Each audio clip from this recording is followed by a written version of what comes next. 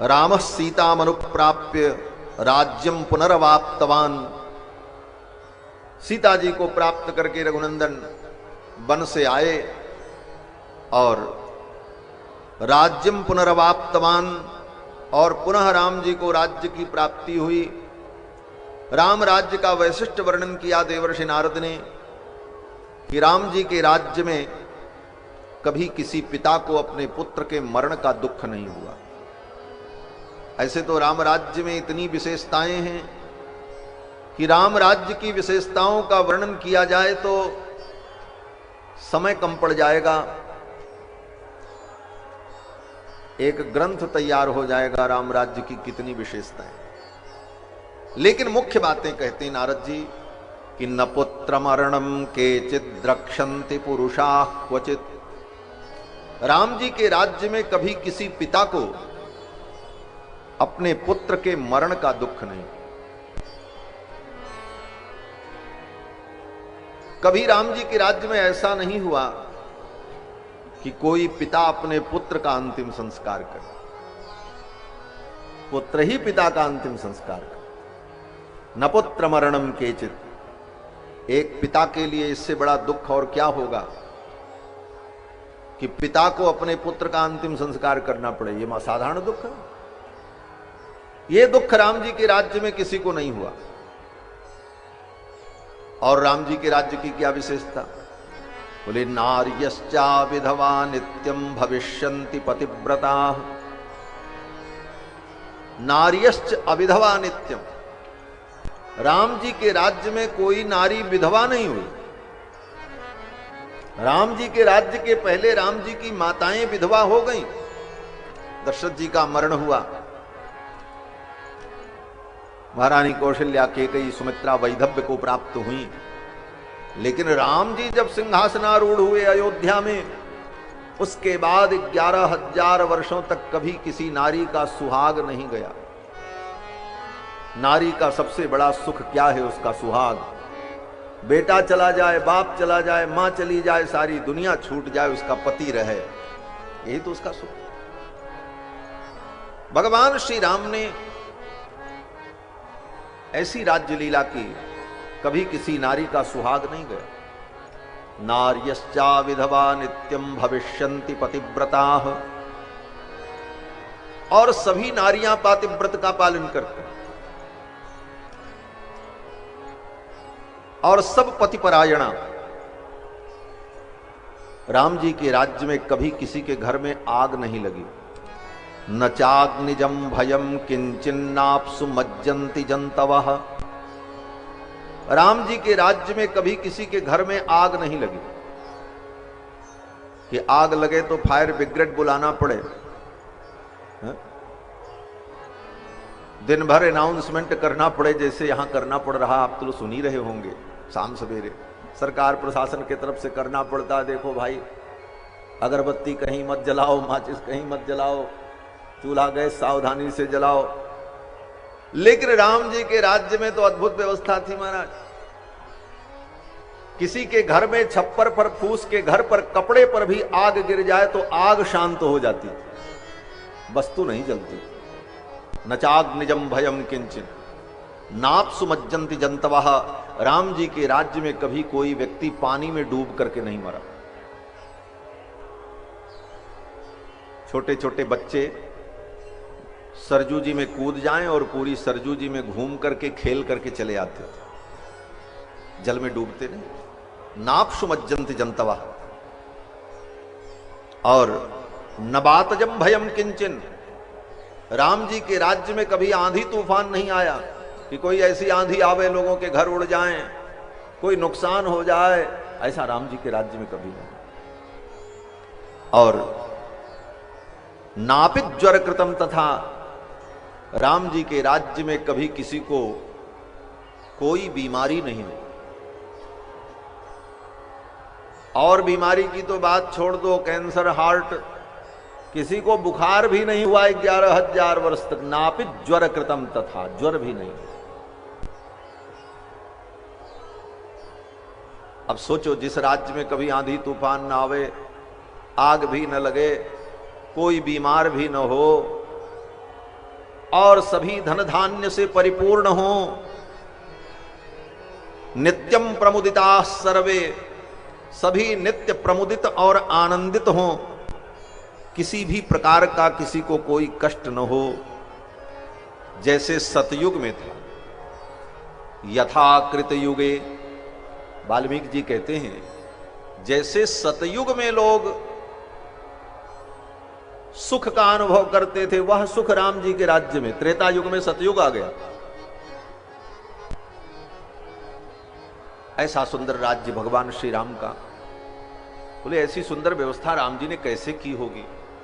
कौन सा कानून बनाया था, कौन सा नियम बनाया था, कौन सी समिति उनको सलाह देती थी कि इस प्रकार आप शासन करो तो सब कुछ ठीक रहेगा? कौन से वैज्ञानिक थे जिन्होंने आंधी तूफान को भी रोक दिया, पानी में लोग डूब नहीं सकते, आग किसी को जला नहीं सकती? क्या विज्ञान था? कभी सोचो कि क्या विज्ञान रहा होगा? बोले कोई विज्ञान नहीं, विज्ञान की जरूरत ही नहीं। सारी सृष्टि, संपूर्ण ब्रह्मांड धर्म के द्वारा नियंत्रित होता है। धर्म ही सबको धारण करता है, धारणात् धर्म मित्याहु। और भगवान श्री राम ने अपनी प्रजा को धर्म में लगाया। राम जी ने विचार किया किसी के घर में आग क्यों लगती है? घर में आग इसीलिए लगती है कि व्यक्ति पाप करता है तो घर में आग लगती। कोई भी दुख होगा उसका मूल कारण पाप है। चाहे आग लगे, चाहे तूफान आ जाए, पानी में डूब के मर जाए, कोई स्त्री विधवा हो जाए, किसी का पुत्र मर जाए, तो ये सब दुख क्यों है? बोले कहीं न कहीं हमारे पूर्वकृत कर्मों का ही परिणाम है पाप। पाप से ही सारी समस्याएं हैं। पाप न हो तो कहीं कोई दुख न हो, तो पाप न हो तो फिर क्या हो? बोले फिर पुण्य हो, धर्म हो। क्योंकि मनुष्य बिना कुछ किए तो रह नहीं सकता। नहीं क्षणमपि जातु तिष्ठत्य कर्मकृत, एक क्षण भी व्यक्ति बिना कुछ किए नहीं रह सकता, कुछ तो करेगा। और करेगा तो दो ही काम करेगा, या तो पाप करेगा या तो पुण्य करेगा, तीसरा काम करेगा नहीं। तो राम जी ने इस विज्ञान पर विचार किया कि लोग धर्माचरण करें, पापाचरण से लोग मुक्त हो जाएं, धर्माचरण करें तो अपने आप धर्म का फल क्या है? बोले सुख। विडंबना यही है कि व्यक्ति सुख चाहता है, लेकिन सुख जिस धर्म से होगा वो धर्म नहीं करना चाहता। और व्यक्ति दुख नहीं चाहता है, लेकिन दुख जिस पाप से आता है उस पाप को व्यक्ति छोड़ नहीं पाता। भगवान श्री राम ने अपनी प्रजा को 11,000 वर्ष तक केवल धर्म का उपदेश ही किया है। राम जी के राज्य में कहीं कुछ और काम नहीं होता था। बस सब लोग अपने नित्य कर्म को कर लेते थे, पूजा पाठ संध्या वंदन नित्य नैमित्तिक कृत्य से निवृत्त होते थे, और फिर बैठ करके केवल शास्त्र की और धर्म की चर्चा होती थी, और तदनुकूल लोग आचरण करते थे, और संपूर्ण प्रकृति आनंद की वर्षा करती रहती थी। राम जी के राज्य में कहीं किसी को कोई अभाव नहीं था। और स्वयं राम जी अपने सिंहासन पर बैठकर अपनी प्रजा को धर्म का उपदेश करते थे। व्याख्यांतम भरतादिभि परिवृतम रामम भजे श्यामलम। भगवान श्री राम का व्याख्यान सब लोग सुनते थे। बड़े बड़े ऋषि मुनि महात्मा वामदेव, जाबाली, मार्कंडेय, वशिष्ठ, सुयज्ञ जैसे विद्वान लोग भगवान के व्याख्यान का अनुमोदन करते थे और प्रजा हर्ष पूर्वक उसे स्वीकार करती थी। लोग धर्म का आचरण करते थे, इसलिए सुखी थे। यही राम राज्य। राम राज्य लाने के लिए और कुछ करने की जरूरत नहीं। राम राज्य का मतलब है धर्म का राज्य। धर्म का राज्य मतलब संविधान में धर्म का नाम लिख दिया जाए, संविधान में धर्म के चिन्ह अंकित हो जाएं, सभी राष्ट्रीय संस्थानों पर धार्मिक प्रतीक लगा दिए जाएं, ये धर्म राज्य? बोले ना, धर्म राज्य का मतलब है धर्म सबके हृदय पर शासन करने लग जाए। हर प्राणियों के हृदय पर, मनुष्यों के हृदय में धर्म का शासन हो जाए, ये राम राज्य है। प्रतीक लगाने की जरूरत नहीं। प्रतीक तो केवल प्रतीक है। वास्तविक धर्म की स्थापना लोगों के हृदय में होनी चाहिए। लोगों के हृदय में धर्म की स्थापना हो जाए। हमारे हृदय में जो अधर्म का राज्य है, काम का राज्य है, भोग का राज्य है, वह राज्य निकल जाए और हमारे हृदय में धर्म का राज्य स्थापित हो जाए। जो मूर्तिमान धर्म भगवान श्री राम हैं, उनका राज्य हमारे हृदय में स्थापित हो जाए, ये राम राज्य। हर प्राणी के हृदय में धर्म की स्थापना हो जाए, यही राम राज्य का मूल मंत्र है। और राम जी ने यही किया 11,000 वर्षों में। इसलिए राम जी के राज्य में सभी सुखी थे। गोस्वामी जी महाराज कहते हैं केवल पृथ्वी पर नहीं, तीनों लोक में लोग सुखी हो गए। तीनों लोक में सुखी क्यों हो गए? धर्म की स्थापना तो भगवान ने धरातल पर की, तो स्वर्ग के लोग सुखी क्यों हो गए? बोले स्वर्ग में जो रहते हैं उनको भी सुख यहीं से भेजा जाता है। गीता में भगवान कहते हैं परस्परम भावयन्तः श्रेय परम अवाप्स्यथ। स्वर्ग के देवता, उनको जो सुख मिलता है, उनको जो आनंद मिलता है, उनको जो भोजन मिलता है, उनको जो आहुति मिलती है, वो यहीं से जाती है। अगर मनुष्य धर्म का आचरण न करे, यज्ञ न करे, देवताओं का पूजन न करे, तर्पण न करे, पितरों का पिंडदान न करे, तो वो पितर देवता दुखी रहेंगे वहां पर। और धर्म का आचरण यहां होगा तो वे स्वर्ग के देवता भी सुखी होंगे। पृथ्वी पर रहने वाले मनुष्यों के धर्माचरण से तीनों लोक सुखी और आनंदित होता है। राम जी सिंहासन पर बैठे, तीनों लोक आनंदित हो गया। राम राज्य बैठे ते लोका, राम राज्य बैठे ते लोका। हर्षित भये गए सब शोका, हर्षित भये गए सब शोका। बयरुल कर काहू सन कोई, बयरुल कर काहू सन कोई। राम प्रताप विषमता खोई, राम प्रताप विषमता कोई। वर्णाश्रम निज निज धर्म, निरत वेद पथ लोग। वर्णाश्रम निज निज धर्म, निरत वेद पथ लोग। चलहि सदा पावहि सुखई, नहीं भय शोक न रोग। चलहि सदा पावहि सुखई, नहीं भय शोक न रोग। राम जी ने कौन से धर्म का उपदेश किया? तो गोस्वामी जी कहते हैं वर्णाश्रम धर्म। सभी वर्णाश्रम धर्म में निरत वेद पथ लो, और वेद के बताए हुए मार्ग पर चलते हैं। वेद जो कहता है वो करते, टीवी जो कहती है, मोबाइल जो कहता, वो लोग नहीं करते थे। जो वेद कहता था वो करते। आजकल लोगों के लिए मार्गदर्शक कौन है? बोले नायक और अभिनेता और नेता। अभिनेता और नेता को लोगों ने प्रमाण नहीं माना कि वो जिस मार्ग पर चलते हैं उस मार्ग पर चले। वेद पथ।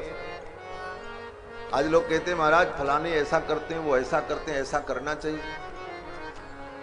कौन क्या करता है ये प्रमाण नहीं है, जो वेद कहता है वो प्रमाण है। वेद जो कहे वो धर्म है।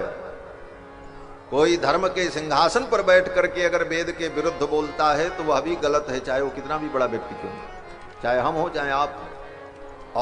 और की तो बात छोड़ दो, स्वयं भगवान भी स्वयं आ जाएं और आकर के वेद के विरुद्ध बोलें तो भगवान की भी बात नहीं माननी चाहिए। और मत मानना, हम कहते हैं कल्याण होगा। वेद के विरुद्ध भगवान भी बोले तो उनकी बात नहीं माननी चाहिए।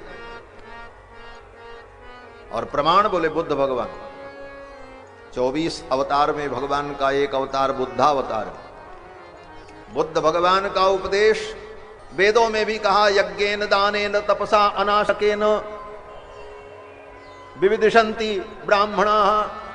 तो अनशन, तपस्या अपने मनोवांछित फल को पाने के लिए होती, लेकिन मनोवांछित फल की भी एक सीमा होती। कुछ भी आप चाहो और उसके लिए तपस्या करो, बोले वो तपस्या ही अवैधानिक हो जाएगी। अब स्वर्ग सा शरीर कोई जा नहीं सकता और इसके लिए आप अनशन करो, उल्टे लटक जाओ। भगवान ने कहा जब तुम गलत काम के लिए गलत काल में अनधिकृत होकर अनधिकार चेष्टा कर रहे हो और समझाने पर मान भी नहीं रहे हो, तो भगवान ने कहा तो अब चलो, तुम सशरीर स्वर्ग जाना चाहते थे। राम जी कितने कृपालु हैं। राम जी ने सोचा ये बेचारा तो केवल स्वर्ग ही जाना चाहता है, स्वर्ग जाने के बाद इसको फिर लौट के आना पड़ेगा, हम इसको वैकुंठ ही भेज देते हैं जहां से कभी लौट करके ना हो। भगवान नारायण है साक्षात। यो यो हताश चक्रधरेण राजन त्रैलोक्यनाथेन जनार्दनेन। भगवान जिसको अपने शस्त्र से मार दे वो तो सीधे वैकुंठ जाएगा, कोई पाप ताप संताप उसे रोक नहीं सकता। वो तो केवल स्वर्ग ही चाहता था, लेकिन भगवान ने उसको वैकुंठ प्रदान कर दिया।